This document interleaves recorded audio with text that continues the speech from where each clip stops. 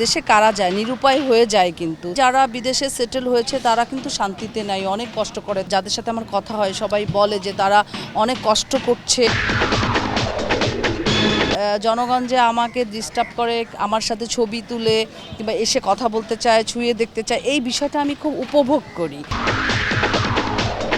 সাকিব যেহেতু অনেক বড় সুপারস্টার, মেগা স্টার, সো তার পক্ষে বাংলাদেশে বাস করা অনেক ডিফিকাল্ট। সো একটি নিরিবিলি লাইফ কিংবা সিকিউর লাইফের জন্য সে চলে যেতে পারে আমেরিকায়। দেখুন, দিন শেষে যদি বলি যে আমার বাংলাদেশ, আমার সোনার বাংলাদেশ আমার কাছে অনেক প্রিয়। আমরা ডাল ভাত খাই, কম খাই, তারপরেও মনে হয় কি দেশের মাটিতে থাকা, দেশের জনগণের ভালোবাসা পাওয়া অনেক বড় ভাগ্যের বিষয়। তো দেশে আমার পরিবার বলে দেশে কারা যায়, নিরুপায় হয়ে যায়। কিন্তু সো আমরা কিন্তু বাংলাদেশে বসেই অনেক কিছু করতে পারি যদি আমাদের চিন্তা শক্তি ওরকম থাকে। ছোট্ট একটা পুঁজি নিয়েও এদেশে অনেক কিছু করা সম্ভব। তো যারা যায়, যারা বিদেশে সেটেল হয়েছে তারা কিন্তু শান্তিতে নাই, অনেক কষ্ট করে। তাদের যারা চেনা জানা আমার পরিচিত যাদের সাথে আমার কথা হয় সবাই বলে যে তারা অনেক কষ্ট করছে এবং ওখানে ডেভেলপ হতে, রাইজিং করতে তাদের সকাল থেকে রাত অবধি কাজ করতে হচ্ছে। তো আমার পক্ষে আসলে এই মুহূর্তে যেহেতু আমার জন্ম বাংলাদেশে, আমি পলি তৈরি হয়েছি বাংলাদেশের জনগণের মাধ্যম দিয়ে, আমার পক্ষে সেটি সম্ভব না।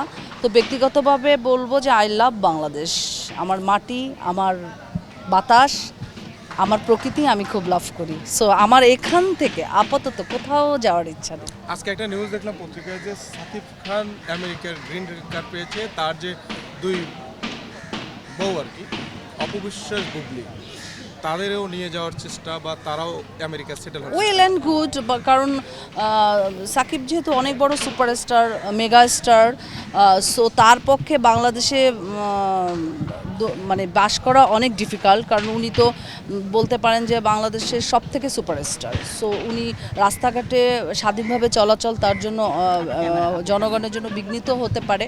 সো তার সিকিউরিটির জন্য কিংবা বাংলাদেশের তার এত ভক্তকুল আছে যে সে আসলে অ্যালোন কখনো থাকতে পারবে না। সো একটি নিরিবিলি লাইফ কিংবা সিকিউর লাইফের জন্য সে চলে যেতে পারে আমেরিকায়, সে সেটেল হতে পারে, এটা যার যার ব্যক্তিগত ব্যাপার।